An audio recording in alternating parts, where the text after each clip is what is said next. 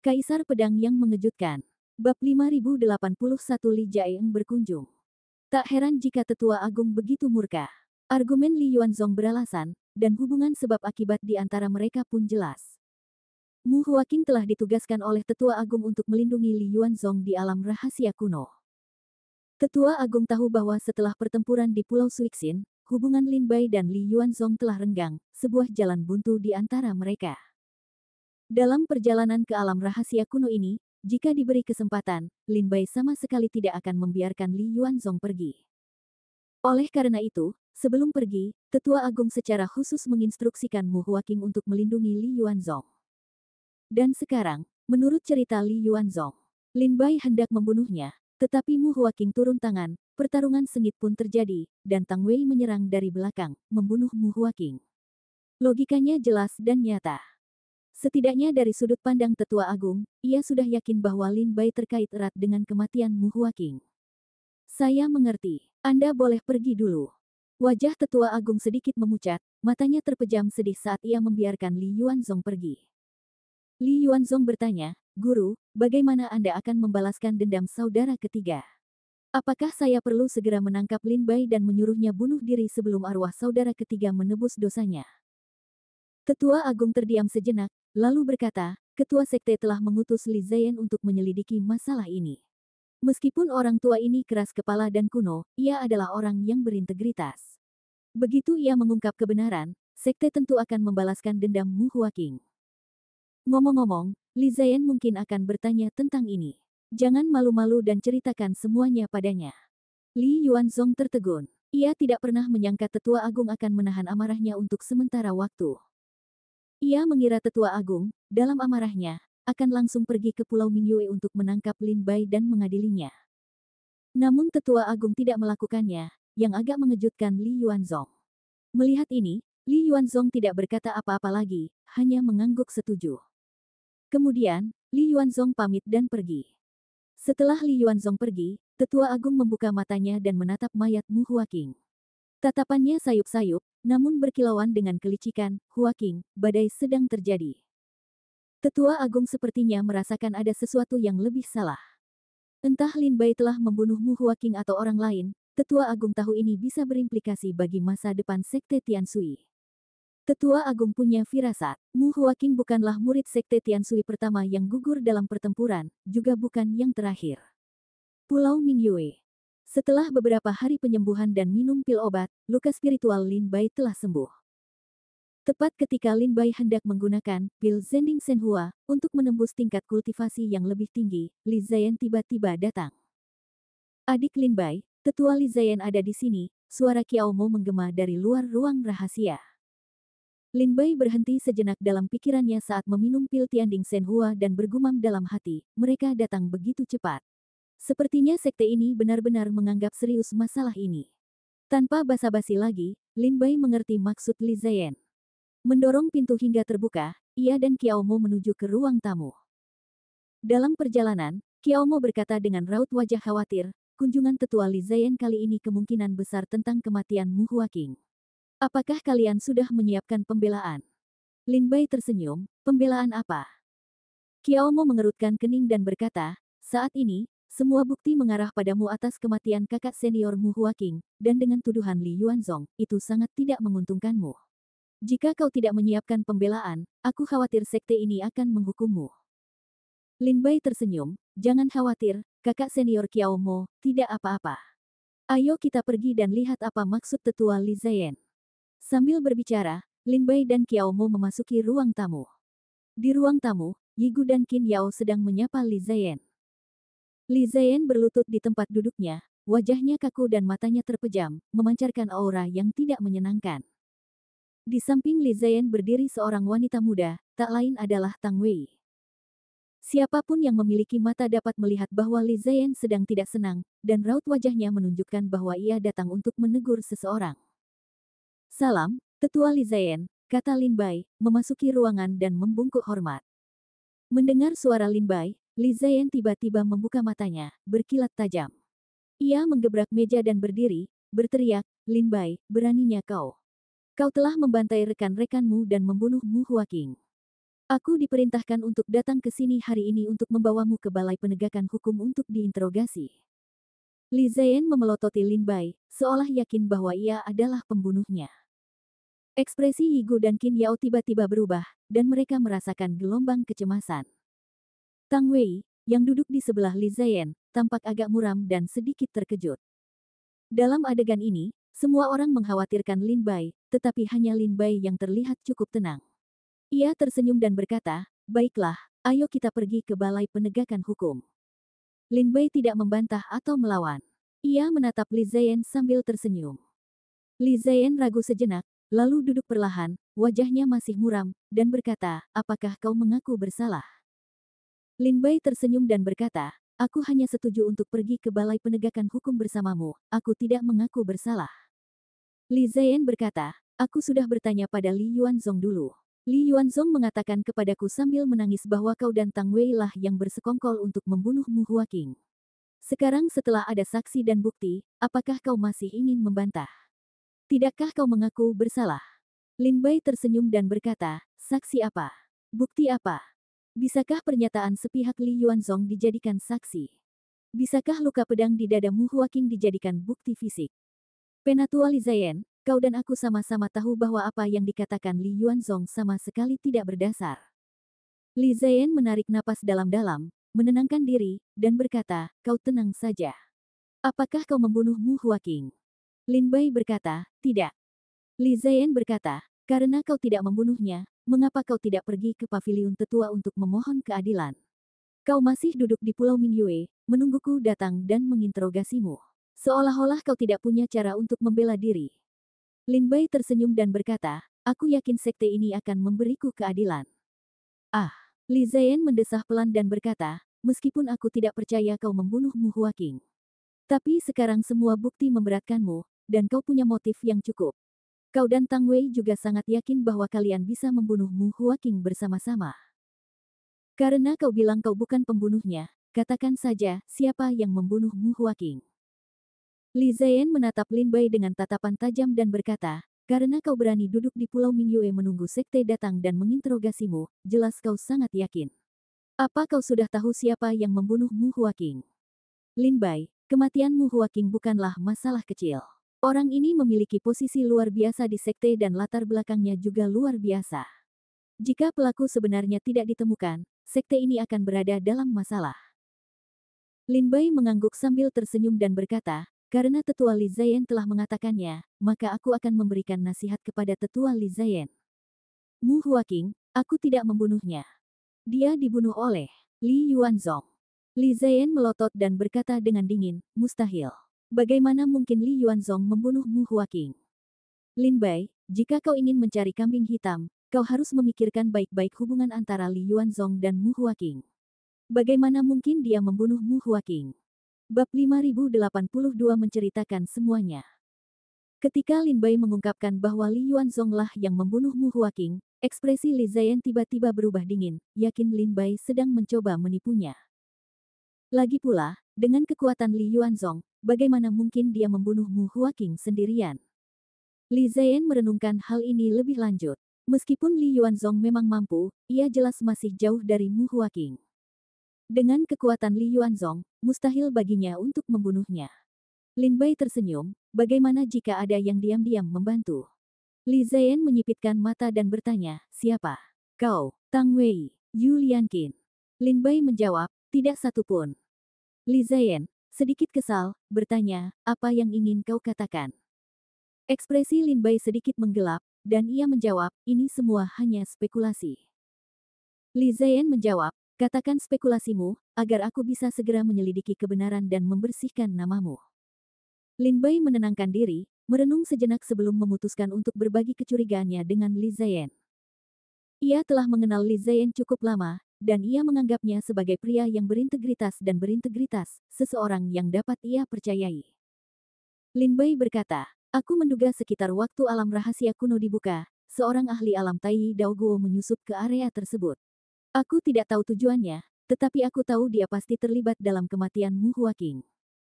Mata Li Ziyan menyipit, dan ia bertanya, "Mengapa kau begitu yakin?" Lin Bai menjawab, "Aku pernah melawannya." Kau pernah melawan seorang ahli alam Tai Dao Guo. Dan kau masih hidup. Wajah Li Ziyan dipenuhi keterkejutan dan ketidakpercayaan. Meskipun ia tahu Lin Bai adalah petarung yang tangguh, dengan kultivasi Dewa Dao tingkat ke-9-nya, bahkan dengan kekuatan yang luar biasa, mustahil baginya untuk bertahan dari cengkeraman seorang pejuang alam Tai Dao Guo. Lin Bai berkata, kita pernah bertarung sebelumnya, dan aku mengenali teknik sihir yang ia gunakan. Penatua Li Ziyan, apakah Anda melihat manik-manik foto yang dibawa kembali oleh kakak senior Tang Wei? Perhatikan baik-baik pegunungan tempat kakak senior Mu Huaqing meninggal. Pepohonan di sekitarnya tumbang ke kiri dan ke kanan, seolah-olah sebuah gunung jatuh dari langit dan meremukkan pepohonan. Itulah teknik magis yang kupelajari dari ahli Tai Dao Guo itu. Kalau tidak salah, namanya Jari Langit. Jari Langit. Li Ziyan menghafal teknik itu dalam hati. Ini bisa menjadi kunci terobosan dalam kasus ini. Jari langit bukanlah teknik yang terkenal di Sekte Tiandi. Tidak banyak orang yang mempraktikkannya. Terlebih lagi, Taois tua itu hidup 10.000 tahun yang lalu, sehingga banyak orang telah melupakan metodenya. Lin Bai berkata, orang kuat di ranah Tai Dao Guo ini memukul kakak senior Mu Huaqing hingga terluka parah. Ketika kakak senior Mu Huaqing jatuh ke tanah dan tidak bisa bangun, seseorang memegang pedang dan menusuk jantung kakak senior Mu Huaqing. Itulah sebabnya luka pedang di dada kakak senior Mu Huaqing adalah luka yang fatal. Li Ziyan bertanya, jika memang ada orang kuat di ranah Tai Dao Guo yang ingin membunuh Mu Huaqing, mengapa dia membutuhkan orang lain untuk bertindak? Sekalipun Mu Huaqing sangat kuat, dia tidak bisa menjadi lawan dari ranah Tai Dao Guo. Mengapa orang kuat di ranah Tai Dao Guo itu tidak langsung membunuh Mu Huaqing setelah menghajarnya habis-habisan, tetapi membiarkan orang lain bertindak? Lin Bai tersenyum dan berkata, bagaimana jika orang kuat Tai Dao Guo ini berasal dari Sekte Tiandi? Dia membuat kita saling bermusuhan untuk memecah belah generasi muda murid Sekte Tiansui.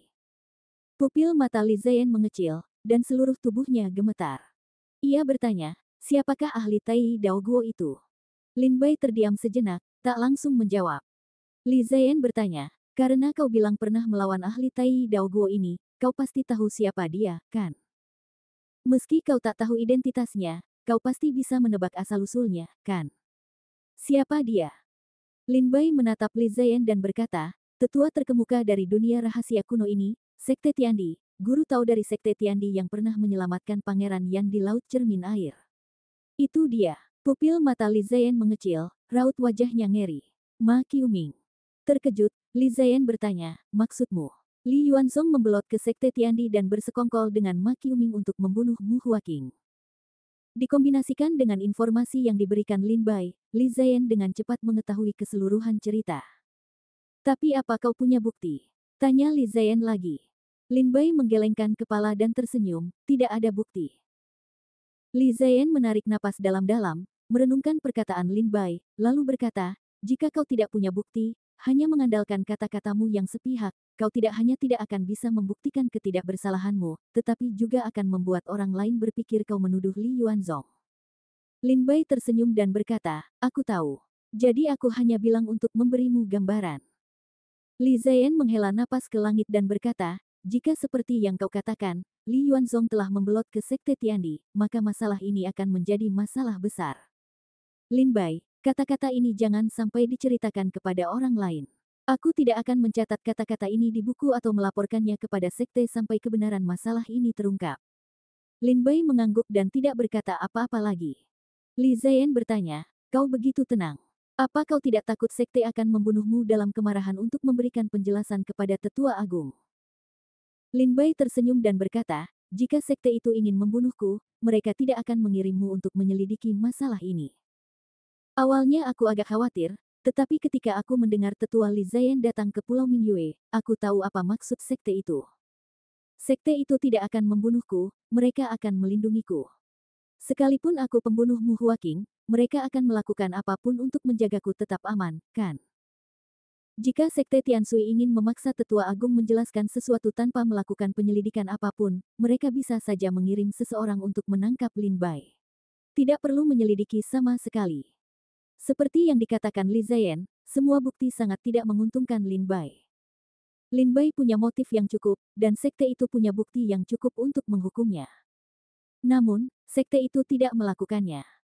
Ketika Lin Bai mendengar Li Ziyan datang ke Pulau Mingyue, ia sepenuhnya yakin sekte itu tidak akan membunuhnya. Li Jiang menarik napas dalam-dalam dan mengeluarkan 2 token berukir rumit dari tas penyimpanannya. Ia meletakkannya di atas meja dan berkata, ini token akses ke Menara Pemurnian Iblis. Ketua sekte ingin kau dan Tang Wei pergi ke Menara Pemurnian Iblis untuk berlatih sampai kebenaran terungkap. Jangan pergi dulu. Tunggu sampai aku menyelidiki situasinya sepenuhnya sebelum kau bisa meninggalkan Menara Pemurnian Iblis. Lin Bai melirik token itu. Sosok ganas terukir di antara pola-pola aneh pada token itu. Apa itu Menara Pemurnian Iblis? Tanya Lin Bai sambil mengerutkan kening. Ia sudah lama menjadi anggota sekte Tianshui, tetapi belum pernah mendengar tentang keberadaannya. Di sisi lain, Qin Yao, Qiao Mo, dan Tang Wei tampak sedikit terkejut saat mendengar nama Menara Pemurnian Iblis. Bab 5083 Menara Pemurnian Iblis. Apa itu Menara Pemurnian Iblis?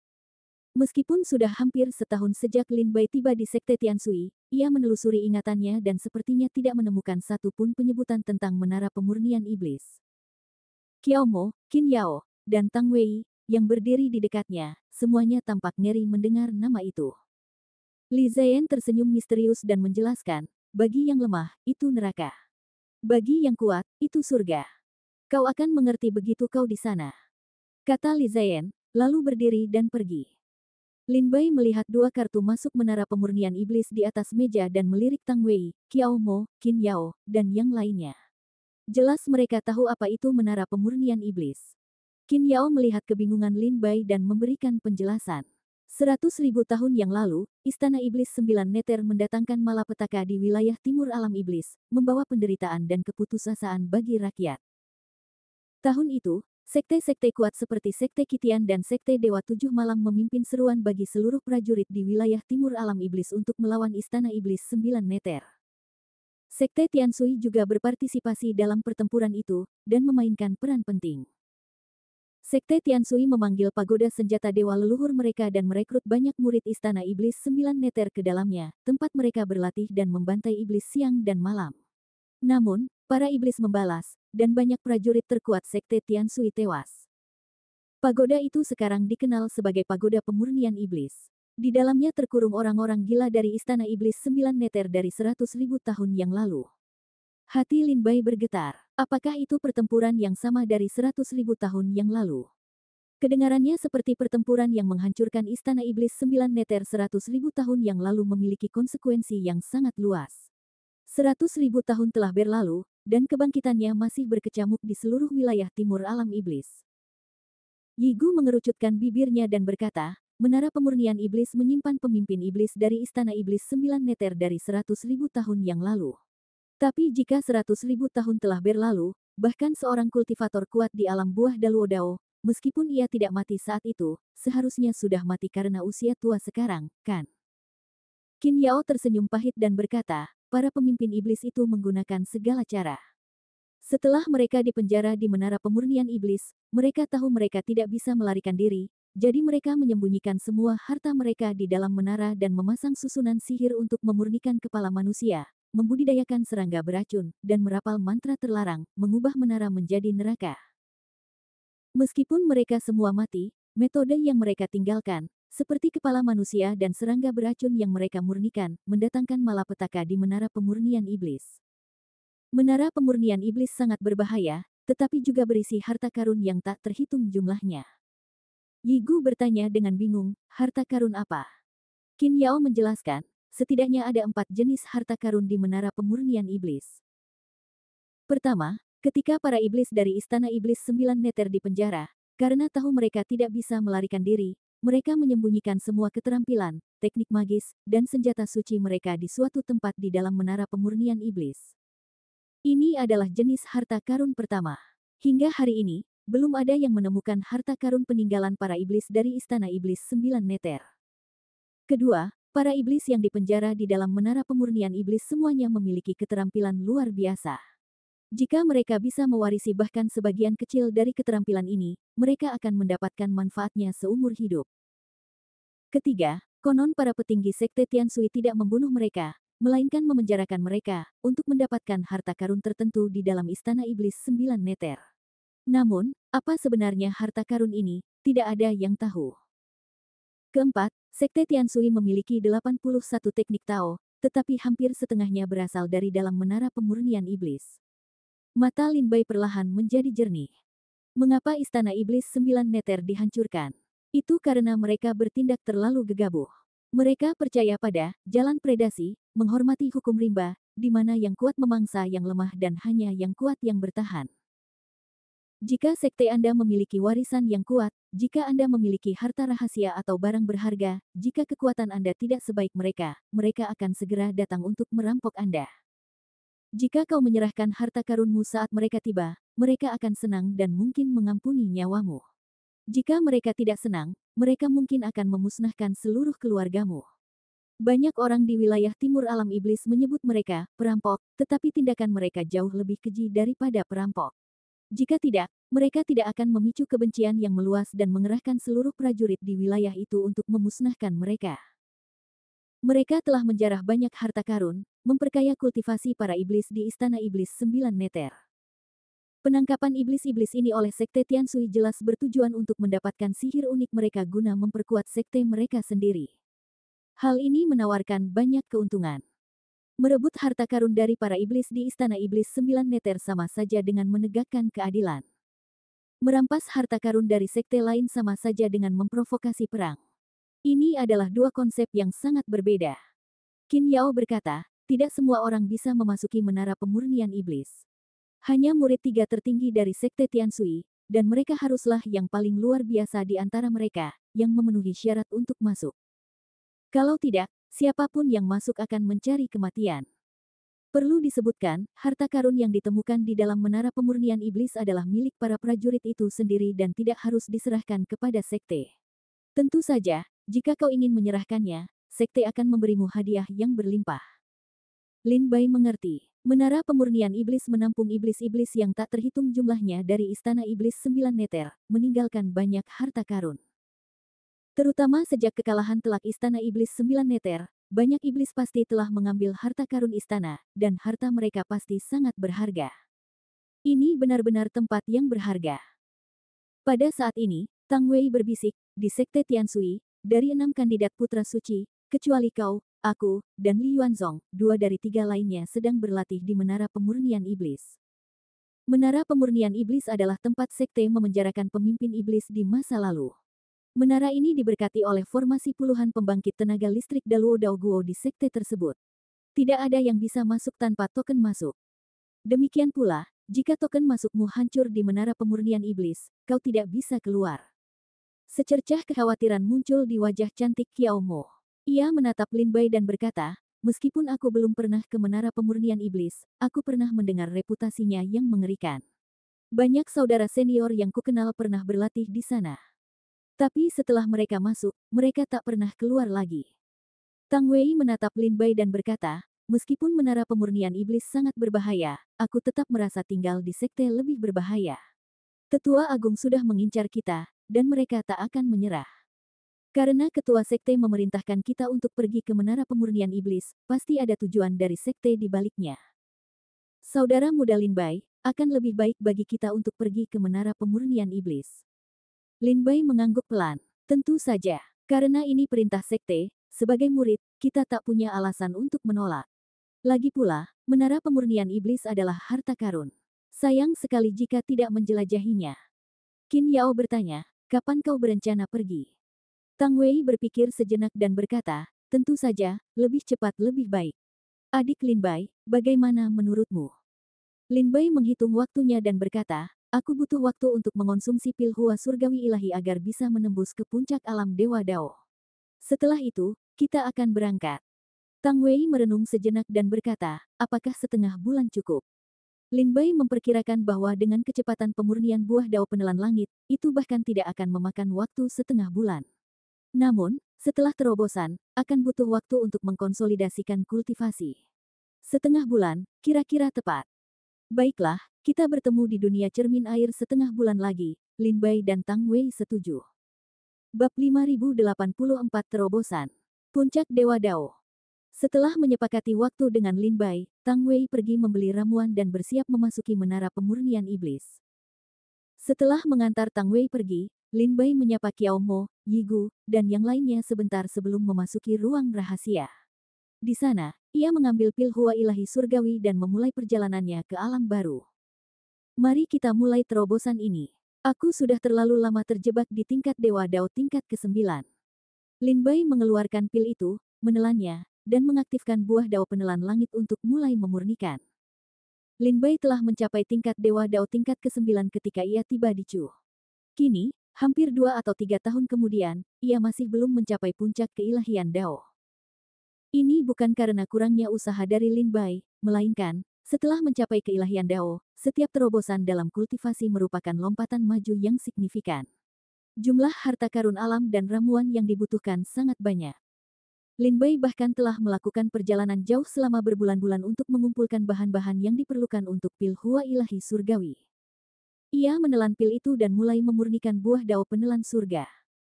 Kekuatan obat yang dahsyat itu meresap ke 8 meridian luar biasa Lin Bai, menyebabkan ranah kultivasi Dewa Dao tingkat ke-9-nya mulai mengendur, menunjukkan tanda-tanda terobosan. 3 hari kemudian, erangan teredam terdengar dari tubuh Lin Bai, seolah-olah ada hambatan yang telah dipecahkan. Kultivasinya telah sepenuhnya mencapai ranah puncak Dewa Dao. Wajah Lin Bai berseri-seri, matanya berkilat tajam. Ia mengepalkan tinjunya, merasakan energi dan darah di dalam dirinya melonjak bagai naga, kekuatannya mengguncang langit. Ia tak kuasa menahan diri untuk tidak berseri-seri kegirangan. Kekuatan Dewa Dao puncak sungguh jauh lebih unggul daripada Dewa Dao tingkat ke-9. Terobosan ke ranah Dewa Dao ini setidaknya telah menggandakan kekuatanku. Baru saja menerobos, ranah kultivasinya masih belum stabil. Dengan penuh semangat, Lin Bai menutup matanya kembali dan mulai mengonsolidasikan kultivasinya. Lin Bai hanya membutuhkan 3 hari untuk mencapai terobosan setelah meminum pil Tianding Shenhua. Namun, butuh lebih dari 10 hari baginya untuk menstabilkan kultivasinya. Tak lama kemudian, setengah bulan telah berlalu, dan kultivasi Lin Bai telah sepenuhnya stabil. Tibalah saatnya Tang Wei tiba di menara pemurnian iblis. Lin Bai keluar dari ruang rahasia dan melihat Qiao Mo, Qin Yao, dan Yi Gu berdiri di luar. Mereka sepertinya sudah tahu Tang Wei akan muncul hari ini. Aku akan pergi ke menara pemurnian iblis hari ini, dan aku tidak tahu berapa lama waktu yang dibutuhkan untuk kembali. Aku akan menitipkan Pulau Mingyue kepada kalian setelah aku pergi. Kata Lin Bai sambil tersenyum dan membungkuk kepada Yi Gu, Qiao Mo, dan Qin Yao. Qin Yao menarik napas dalam-dalam, wajahnya serius, dan berkata, meskipun menara pemurnian iblis dipenuhi dengan harta karun yang tak terhitung jumlahnya, tempat ini berbahaya. Kalian harus bertindak sesuai kemampuan kalian dan jangan berlebihan. Qiao Mo mengambil beberapa pil dari tas penyimpanannya dan menyerahkannya kepada Lin Bai, sambil berkata, kau sedang menyendiri, jadi aku sudah menyiapkan beberapa untukmu. Ada beberapa untuk penyembuhan dan beberapa untuk detoksifikasi. Aku belum pernah ke menara pemurnian iblis, jadi aku tidak yakin ini akan berguna. Simpan saja untuk saat ini. Kata Lin Bai sambil tersenyum, menyimpan pil-pil itu. Ia tahu Qiao Mo sedang baik hati, dan sulit untuk menolaknya. Cek cek cek, oh, apakah musim semi telah tiba? Semuanya mulai hidup kembali. Yi Gu tak kuasa menahan diri untuk tidak mencibir ketika melihat tatapan enggan Qiao Mo ke arah Lin Bai. Qiao Mo menyadari Yi Gu sedang menggodanya, pipinya memerah, dan ia memelototi Yi Gu dengan malu-malu. Yi Gu tertawa datar dan berkata kepada Lin Bai, kakak senior Qin Yao benar, jangan pamer. Jika kau bertemu seseorang yang tak terkalahkan, bersikaplah sedikit pengecut. Ketika aku berhasil berlatih di masa depan, aku akan membantumu membalas dendam. Lin Bai tersenyum dan mengangguk kepada Yi Gu. Kata-kata sederhana dari ketiga orang ini membuat Lin Bai merasa sedikit hangat di dunia alam iblis yang asing ini. Jangan khawatir, semuanya. Aku meminta seseorang untuk meramal nasibku, dan peramal itu berkata, aku, Lin Bai, tidak akan binasa di alam iblis. Lin Bai tertawa dan, ditemani 3 orang, tiba di istana cermin air, mengambil token identitasnya, dan memasuki dunia cermin air. Di dalam dunia cermin air, Lin Bai menemukan Tang Wei, dan mereka berdua melesat ke timur. Semakin jauh mereka ke timur, perlahan menjauh dari area ramai dunia cermin air, sebuah wilayah yang diselimuti kabut putih muncul di depan. Dunia cermin air awalnya adalah dunia yang dibangun menggunakan teknik rahasia oleh Sekte Tianshui. Kabut putih menandai batas terluar dunia cermin air, tempat para pengikut sekte dilarang masuk. Ini adalah area terluar dunia cermin air. Prajurit yang masuk akan kalah. Mundur segera. Saat Lin Bai dan Tang Wei mendekati area ini, mereka mendengar suara seorang tetua. Untuk mencegah para murid yang gegabah keluar dari kabut putih, sekte telah mengerahkan penjaga untuk berpatroli di perimeter siang dan malam. Setiap murid yang menyimpang di dalam harus segera diselamatkan. Lin Bai tidak berkata apa-apa, menatap Tang Wei. Tang Wei mengeluarkan token identitasnya dan berkata, kami di sini untuk berlatih di Menara Pemurnian Iblis atas perintah sekte. Cepat beri jalan. Wus. Di tengah kabut putih di depan, kabut itu membubung, terbelah, memperlihatkan sebuah jalan. Seorang pria tua muncul, dengan hati-hati memeriksa token di tangan Tang Wei sebelum mengangguk. Itu memang Menara Pemurnian Iblis. Saudara-saudari, ikuti jalan ini dan kalian akan melihat Menara Pemurnian Iblis. Meskipun pria tua itu telah mencapai alam Dewa Dao, ia tahu bahwa para prajurit yang memenuhi syarat untuk berlatih di Menara Pemurnian Iblis termasuk yang terkuat di Sekte Tianshui. Prajurit Dewa Dao Puncak biasa tidak memenuhi syarat. Jadi, ia menyapa Lin Bai dan Tang Wei dengan hormat sebagai saudara-saudari. Terima kasih, Tang Wei berterima kasih kepada mereka, dan mereka melangkah ke jalan setapak yang disingkap oleh kabut putih. Mereka berjalan cepat, lurus ke depan. Setelah berjalan di sepanjang jalan setapak ini selama setengah jam penuh, kabut perlahan menghilang, memperlihatkan menara 9 lantai yang menjulang tinggi ke langit, bertengger seperti gunung di tengah kabut putih. 99 rantai besi hitam membelenggu menara 9 lantai di satu ujung, sementara ujung lainnya menancap ke dalam kabut putih. Rune formasi dan jimat kekuatan magis yang tak terhitung jumlahnya terukir di menara. Guntur bergemuruh dan saling terkait di puncak menara, dan angin kencang beriak di sekitar menara. Inilah Menara Pemurnian Iblis. Berhenti. Saat Lin Bai dan Tang Wei mendekat, sebuah suara berat bergema dari Menara Pemurnian Iblis, menyerupai guntur, mencapai telinga mereka dan membuat darah mereka mendidih. Tingkat kultivasi orang yang berbicara setidaknya berada di alam buah Tai Dao tingkat menengah. Wajah Tang Wei memucat. Ia buru-buru menarik token identitasnya dan berkata dengan hormat, Tetua, adik Lin Bai dan saya telah diperintahkan oleh sekte untuk memasuki Menara Pemurnian Iblis untuk berlatih. Mohon bimbing kami. Begitu Tang Wei selesai berbicara, token Menara Pemurnian Iblis di tangan Lin Bai dan Tang Wei terbang ke udara tipis dan jatuh ke dalam kabut putih. Sesaat kemudian, kedua token itu kembali dan mendarat di tangan mereka. Pada saat yang sama, suara tetua terdengar dari balik kabut putih, kalian berdua harus ingat, di dalam Menara Pemurnian Iblis, tak hanya ada keberuntungan yang tak tertandingi, tetapi juga bahaya yang mencekik. Kalian harus ingat, Menara Pemurnian Iblis dikelilingi oleh lingkaran sihir yang diperkuat oleh para tetua dari generasi ke generasi. Tak seorang pun diizinkan masuk tanpa token, jika token kalian hancur di Menara Pemurnian Iblis, kalian tak akan pernah bisa keluar lagi. Apakah kalian mengerti? Lin Bai dan Tang Wei membungkuk dan menjawab, kami mengerti. Baiklah, kalau begitu pergilah, kata tetua itu, dan kabut putih pun menghilang membentuk jalan, menuntun Lin Bai dan Tang Wei menuju pintu masuk Menara Pemurnian Iblis. Bab 5085, Hutan Tanpa Cahaya. Menara Pemurnian Iblis. Lin Bai dan Tang Wei tiba di pintu. Cahaya spiritual memancar darinya, menyapu mereka, menyebabkan token yang mereka pegang bersinar dengan cepat. Segera setelah itu, Lin Bai merasakan kekuatan teleportasi yang kuat menariknya ke arah pintu. Lin Bai tidak melawan. Saat kekuatan teleportasi berkedip, ia dan Tang Wei memasuki Menara Pemurnian Iblis. Wosh! Sebelum penglihatan Lin Bai pulih sepenuhnya, ia mendengar hembusan angin yang aneh. Serangkaian dengungan rendah yang sangat menusuk bergema dari sekeliling. Lin Bai segera menjadi waspada, keempat pedang terbang di dalam tubuhnya bergerak. Jika ada perubahan mendadak di sekitarnya, pedang terbang itu akan langsung menyerang. Saat rasa pusingnya berangsur-angsur mereda, penglihatan Lin Bai perlahan kembali.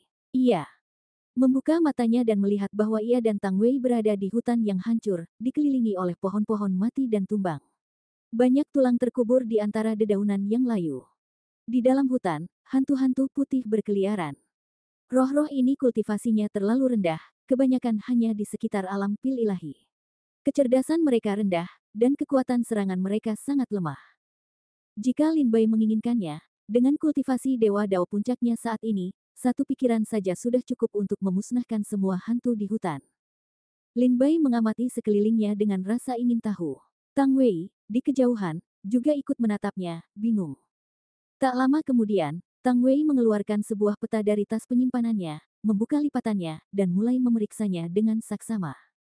Lin Bai juga membuka tas hewan peliharaan di pinggangnya. Kepala seekor burung hitam mengintip keluar, mengamati sekeliling dengan terkejut. Tempat ini jelas menyimpan harta karun. Burung hitam ini, tentu saja, adalah seekor gagak. Lin Bai tentu saja akan membawa gagak itu bersamanya ke menara pemurnian iblis untuk mencari harta karun. Bahkan tanpa dirinya, gagak itu pasti akan ikut. Lin Bai khawatir gagak itu akan dikucilkan oleh para tetua atau menara itu sendiri saat memasuki menara pemurnian iblis, jadi ia membeli tas hewan peliharaan dan membiarkannya masuk. Sebagai hewan peliharaan roh, ia mengikuti Lin Bai ke menara pemurnian iblis. Seperti yang telah kita sepakati sebelumnya, mari kita kesampingkan utang kita untuk saat ini.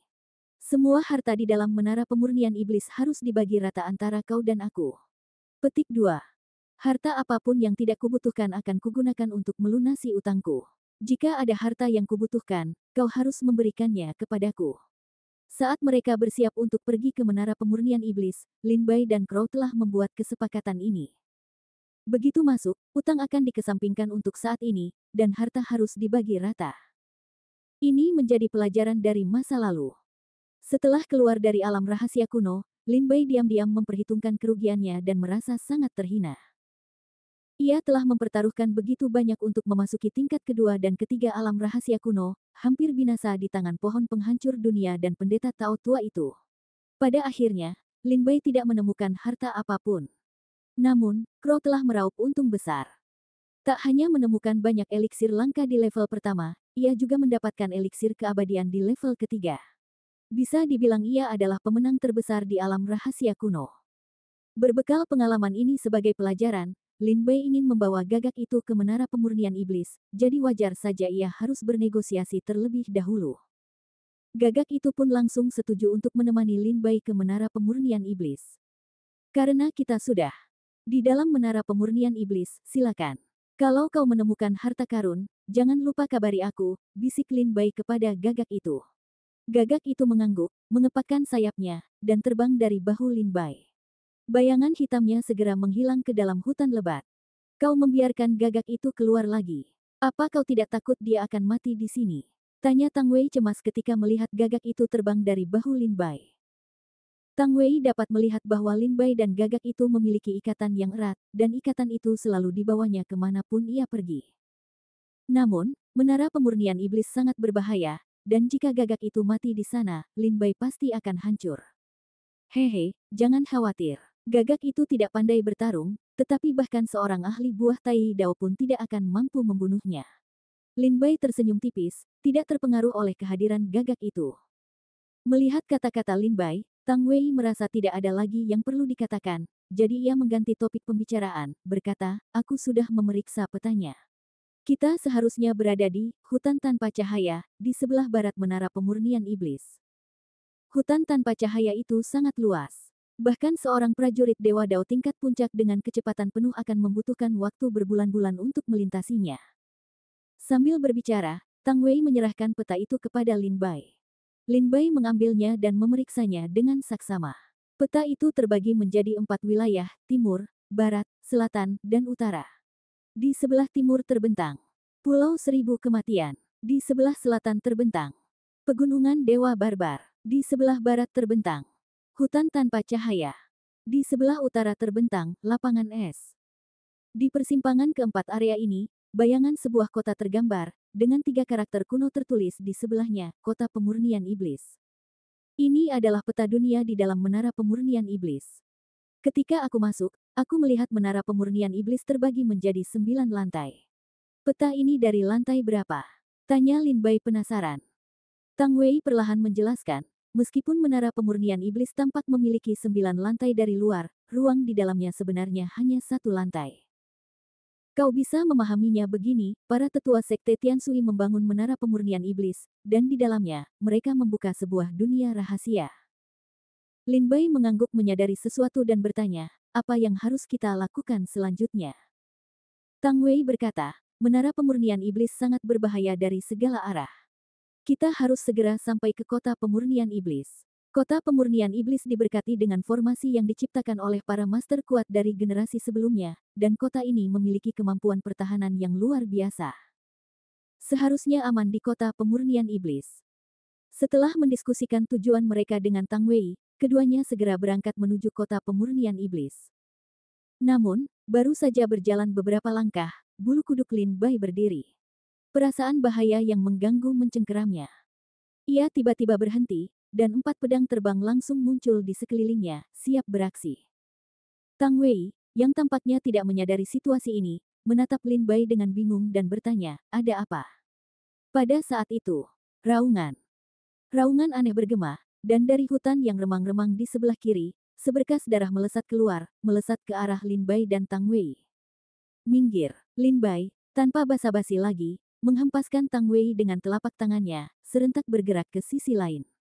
Potong. Keempat pedang terbang itu langsung menebas seberkas darah. Ciuman mereka dengan cepat merobeknya, menghancurkannya berkeping-keping. Masih ketakutan, Lin Bai dan Tang Wei bergegas maju untuk menyelidiki, hanya untuk menemukan tumpukan daging busuk di tanah, mengeluarkan bau busuk yang menyengat. Mayat berdarah.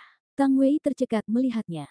Lin Bai mengamati lebih dekat. Segumpal daging yang tercabik di tanah berubah menjadi darah dengan kecepatan yang terlihat jelas, larut ke dalam tanah.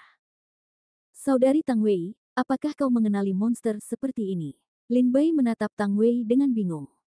Wajah Tang Wei memucat, dan ia melihat sekeliling dengan serius, berbisik, saudara muda Lin Bai. Aku khawatir tidak akan mudah bagi kita untuk pergi dari sini. Apa maksudmu? Lin Bai tertegun.